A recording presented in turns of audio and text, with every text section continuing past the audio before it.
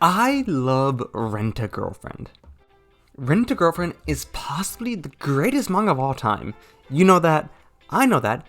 Everyone knows the simple fact that Rent-a-Girlfriend is, without a shadow of a doubt, the greatest manga of all time.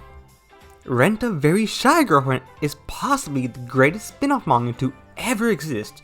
You know that, I know that, everybody knows that. Children of the Shiunji family is possibly the second greatest manga of all time, right behind Rent-a-Girlfriend. You know it, I know it, everyone knows it. And all three of these manga are created by the same man, Reiji Miyajima. However, all of these manga fit in the same genre, so while I do enjoy them, I have often wondered how Reiji Miyajima would handle a different genre with his writing and illustrating skills. Thankfully, I didn't have to wonder, as Reiji Miyajima has created a manga of a different genre in the past before his current works. That manga being Mononote Edo Kaitsu Ninja Imaki, a shonen manga, which I definitely butchered. Now, to describe this manga, I would say that it is about the deformed ninja swordsman Hitatsura, sort of on his own journey to find out how he has become so deformed. And how is he deformed, might you ask? Well, his hands are not only not his own, but are also backwards. Crazy! Now, before we get into this manga, I do have to say that unfortunately there isn't a lot to talk about this manga because it feels as if the series ended prematurely, as there are only 19 chapters, and I feel as if we didn't get to explore as much of the world as Reiji Miyajima may have wanted us to, due to circumstances that I am not privy to.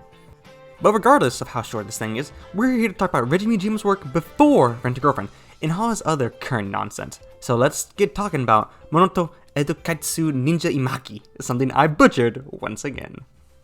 Now, starting off with the first positive about this manga, and trust me, I feel like I could name countless positives, let's talk about the art.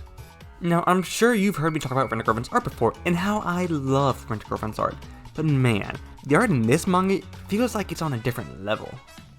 Reiji Miyajima truly gets to flex artistry talents with some of these action set pieces, and man, does he shine with the art. The way the art conveys motion is so expertly done that I was also impressed that he went from this to Rent-a-Girlfriend. Another thing that impressed me were the backgrounds of this manga, and how beautifully detailed they were. Which is very strange because in Rent-a-Girlfriend the backgrounds aren't very detailed and aren't very well done in my opinion.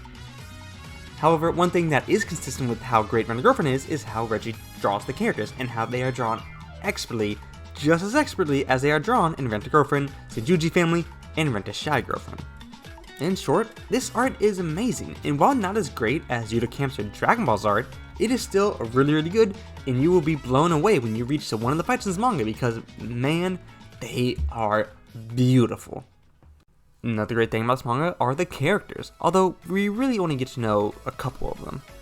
One of the characters we really get to know in this manga is the main character, Hitatsura. Hitatsura is of course a pervert, as you'd expect from Reiji Miyajima's future works, but has some depth evolving him and his backstory with his hands. I feel seeing that you can really see the depth with this character is with the onsen scene with Okuta and Hitatsura, as I think it's just very well written and kind of funny. Hitatsura is also extremely honorable and is a bit of a tsundere in the best way possible, and I really love it when he sticks up for people in less than fortunate situations, people like Okota. Speaking of Okota, I feel as if Okota is a rather interesting character who works well with Hitatsura. Okota is your stereotypical girl who wishes to explore the world after being trapped in her village for so long, yet I feel as if that the way things are written actually makes her immensely enjoyable despite this stereotypical character type. And I feel that some of the illustrations, coupled with Miyajima's really heartfelt writing with Okota, makes me really enjoy her for the short amount of time that we get to know her in this series, which is kind of shocking to me. However, when I talk about Hitatsura or Okota, it leads me to one of the downsides of this manga, that downside being that outside of these two characters, we don't really get to meet anybody else.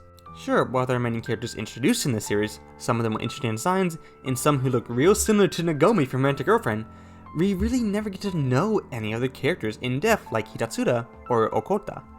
This isn't really a knock on the manga per se, but more so just me sad that we'll really never get to meet these characters that were introduced in these first 19 chapters, and I think that's a huge shame. But overall, while we don't get to meet a lot of them, the characters who we do meet in this manga are great, and I feel like that is a definite positive about this manga. Another positive about this manga is the comedy, because I feel like this manga is immensely funny. As to be expected with Miyajima's works, this manga is very funny, and while not as funny as, say, Rent-a-Very-Shy-Girlfriend or Rent-a-Girlfriend, I had a couple laughs in this manga, and I think that's a definite positive about it, that being that it is just really, really funny. And I think that the final major positive I can say about this manga is that it is just simply a fun time. I'm sure most people know by now, but when I go to experience something, first and foremost, I look for enjoyment. And this manga truly gave me some enjoyment. I got beautifully illustrated fight scenes, great writing, and fun characters who had great chemistry. Quite honestly, I would recommend this manga to really anyone, as I don't feel as if there are really any glaring negatives to speak of. But due to it being so incredibly short, it would leave someone wanting more if they read it, like I myself am.